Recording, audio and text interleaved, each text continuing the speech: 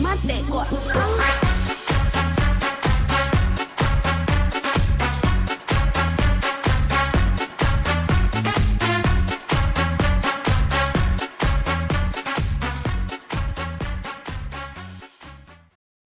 Oke teman-teman, di video kali ini saya dapat HP Realme 5. Ini kasusnya adalah bootloop ya, atau stuck di logo Realme. Jadi ini yang akan saya gunakan adalah metode Direct eMMC ya. Dan cara ini berlaku untuk Realme 5, 5i ataupun 5 Pro yang kasusnya bootloop atau stuck di logo. Biasa untuk kasus-kasus Realme seperti ini tuh ada yang sebelumnya itu gara-gara gagal root ya. Ada juga yang karena habis di custom room dan jadinya seperti ini. Dan untuk teman-teman yang mungkin masih penasaran, sebelum melakukan metode direct seperti ini, teman-teman bisa coba terlebih dahulu pakai metode lepas pasang baterai ya. Jadi di sini bisa dicoba terlebih dahulu karena terkadang bootloop itu banyak sekali faktornya ya. Ada yang karena mungkin HP-nya lama nggak pernah dimatikan, tahu-tahu tiba-tiba stuck di logo. Teman-teman bisa coba cabut pasang baterainya kemudian dinyalakan ulang seperti ini. Namun jika sudah dicoba dengan cara seperti ini tetap saja handphonenya bootloop atau stuck di logo, teman-teman bisa langsung bawa ke tukang servis ya, agar bisa ditangani lebih lanjut untuk dilakukan perbaikan pada handphone Realme teman-teman. Oke, baiklah, karena di sini kondisinya sudah saya upayakan untuk lepas pasang baterai dan hasilnya nihil, maka keputusan saya untuk cara terakhir adalah menggunakan metode Direct eMMC. Oke, baiklah, di sini karena kita akan menggunakan metode solder pada bagian pin ISP-nya, kita di sini harus membongkar pada bagian penutup aluminium foil di sini ya. Jadi letak eMMC-nya ada di sini, dan untuk bagian pin Direct ISP-nya ada di sekitar area eMMC-nya. Oke, di sini sudah saya persiapkan untuk pin direct ISP-nya ya. Jadi kurang lebih seperti ini pada bagian jalur-jalur yang akan kita jumper. Dan di sini saya hanya akan menggunakan 4 buah jalur yang akan saya solder saja ya. Karena untuk VCC dan VCC-nya saya nanti hanya akan menggunakan USB saja. Oke, di situ tadi yang saya solder adalah bagian CLK. Kemudian pada bagian bawah ini adalah pada bagian CMD ya. Dan kemudian yang di bagian selanjutnya ini adalah bagian data 0. Jangan terbalik ya untuk posisi soldernya. Yang disolder itu ada di masing-masing titik ya pada bagian tanda panah tersebut. Dan yang terakhir yang keempat itu pada bagian ground, bebas untuk groundnya bisa di mana saja di area ground ya tentunya.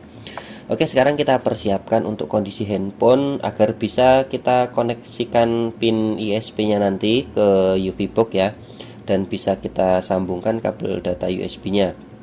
Oke, baiklah, di sini untuk baterainya kita tidak usah gunakan ya, kita cabut saja baterainya. Namun untuk memposisikannya, karena untuk kawat jumper atau kawat adapter ISP-nya itu pendek, jadi agak sulit nanti kalau dibolak-balik ya. Karena pada bagian ini USB-nya ada di bawah, lalu kemudian kita juga harus menekan bagian mesinnya itu agar terkoneksi dengan fleksibel USB charge-nya ya.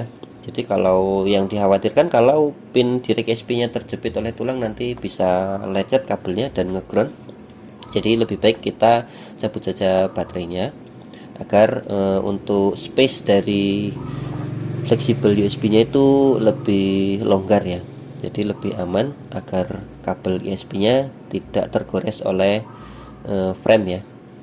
Oke, di sini kita angkat pada bagian fleksibel USB-nya agar menjadi lebih leluasa ya ketika kita mengkoneksikan ke bagian mainboard-nya. Oke, kita rekondisi terlebih dahulu posisinya. Cari posisi yang aman ya, jangan sampai nanti ada yang ngeground kabelnya, karena kalau tergores berkali-kali nanti bisa terkelupas bagian lapisan kabel jumpernya ya. Oke, kurang lebih nanti prosesnya seperti ini.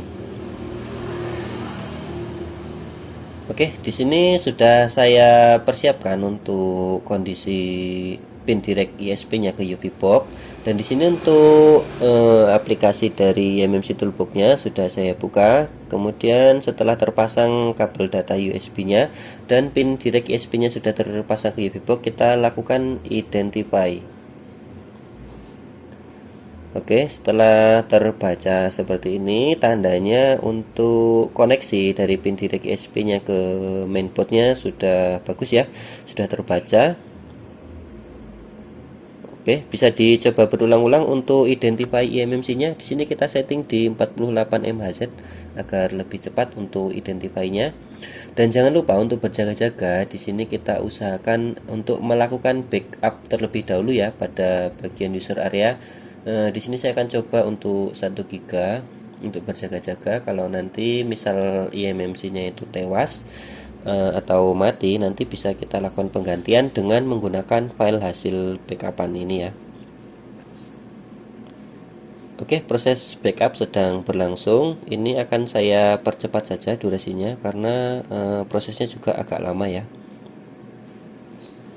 Oke, jangan lupa untuk menyimpan pada folder penting. Kemudian pada bagian area user part-nya ini juga harus di backup pada bagian file-file pentingnya ya. Ini wajib dilakukan backup sebelum melakukan repair eMMC ya. Oke, cukup pada bagian kolom-kolom berwarna merah muda. Ini adalah bagian file-file pentingnya. Untuk berjaga-jaga wajib dilakukan backup ya. Dan jangan lupa untuk menyimpan di tempat yang aman, jangan sampai lupa. Kecuali sudah tidak dibutuhkan, boleh saja dihapus. Oke, kemudian kita klik read untuk membackup filenya, dan ini juga akan saya percepat prosesnya karena lumayan banyak yang harus di backup ya.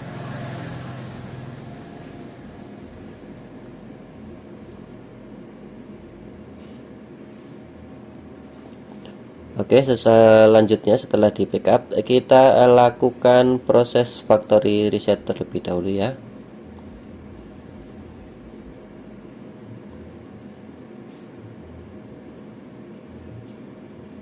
Kita akan lihat apakah pada proses factory reset ini nanti terjadi kegagalan atau tidaknya. Biasanya kalau ketika di factory reset tidak ada log merah, mudah-mudahan eMMC-nya masih kuat untuk dilakukan direct eMMC ya.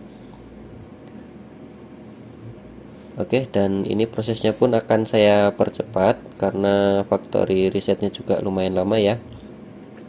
Jadi kita ambil inti-intinya saja untuk proses step by stepnya.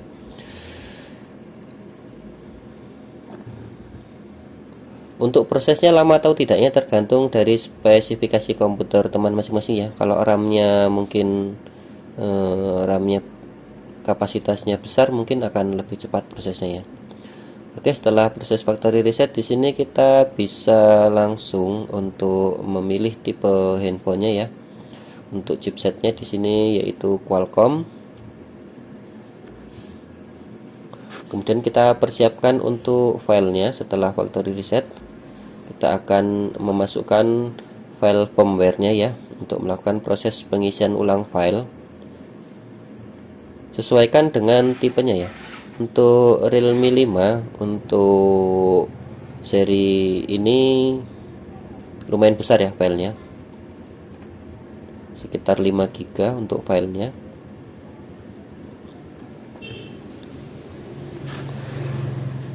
Kita masukkan untuk file raw programnya ya dan file patch-nya. Kemudian di sini kita akan lakukan pengisian file. Kita klik write ya.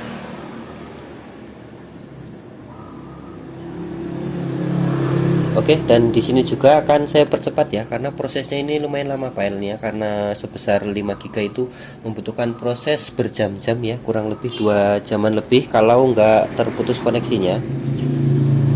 Oke, ini akan saya percepat saja. Oke, dan setelah pengisian selesai, kita masuk ke bagian user area part. Di sini kita identify eMMC-nya. Kemudian kita masuk ke special task, kita lakukan resize user data.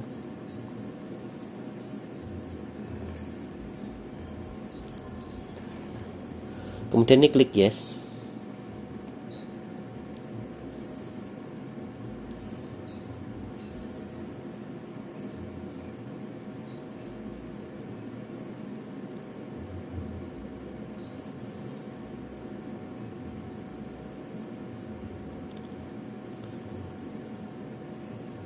Dan untuk pada bagian resize ini juga agak lama teman-teman. Ini sepertinya akan saya percepat saja durasinya.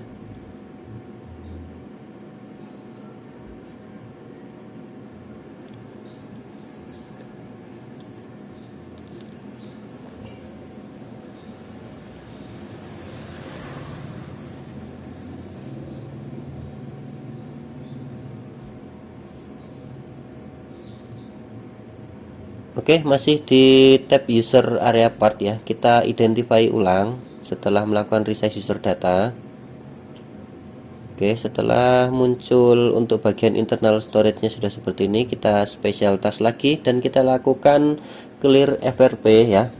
Dan factory reset kembali agar nanti tidak ada lagi yang namanya akun Google yang terkunci ya. Jadi karena ini filenya juga dari download, saya tidak tahu ini file backupan atau bukan. Bisa saja nanti terkunci oleh akun Google. Jadi kita lakukan factory reset ulang dan lakukan clear FRP. Oke, setelah proses tersebut selesai, kita bisa lanjut cabut kabel USB-nya. Kita putuskan semua koneksi yang terhubung, kabel USB dan pin direct USB-nya.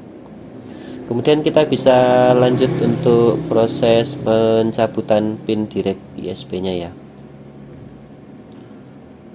Oke, di sini kita persiapkan untuk soldernya dan harus dengan berhati-hati ya, jangan sampai untuk komponennya itu jangan sampai terlepas.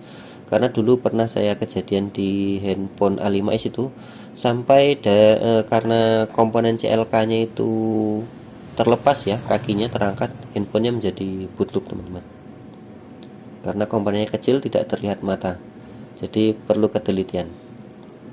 Oke, setelah kita cabut semua koneksi yang terhubung tadi, sekarang kita saatnya untuk proses pengetesan dan kita akan lihat apakah handphone masih boot loop atau sudah berhasil normal kembali. Kita tunggu apakah akan loading. Oke, sudah muncul untuk menu dari logo Realme ya. Ciri khasnya Realme logonya berwarna kuning teman-teman.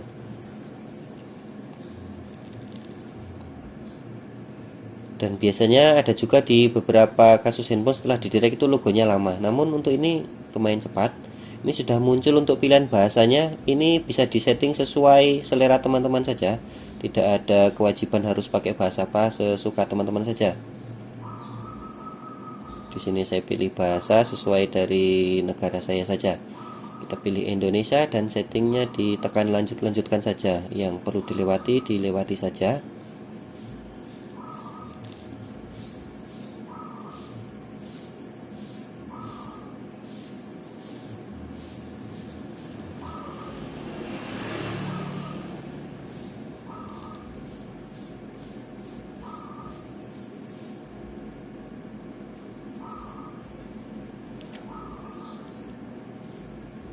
Oke, settingan sudah selesai dan handphone sudah siap digunakan kembali. Dan untuk apa ya? Untuk keawetan atau jangka penggunaannya awet tidaknya kita tidak tahu. Yang jelas untuk sementara ini handphone sudah dalam keadaan bisa digunakan ya. Nanti perlu dites lebih lanjut untuk kedepannya ya, karena kita tidak tahu kalau di direct itu awet atau tidaknya. Oke, baiklah, mungkin tutorial bagaimana cara mengatasi handphone Realme 5, 5i atau 5 Pro yang kasusnya bootloop bisa gunakan cara direct eMMC ya. Buat teman-teman, jangan takut untuk mencoba. Oke, mungkin cukup demikian tutorialnya. Semoga bermanfaat dan bisa dijadikan referensi. Terima kasih sudah menonton. Salam teknisi otodidak.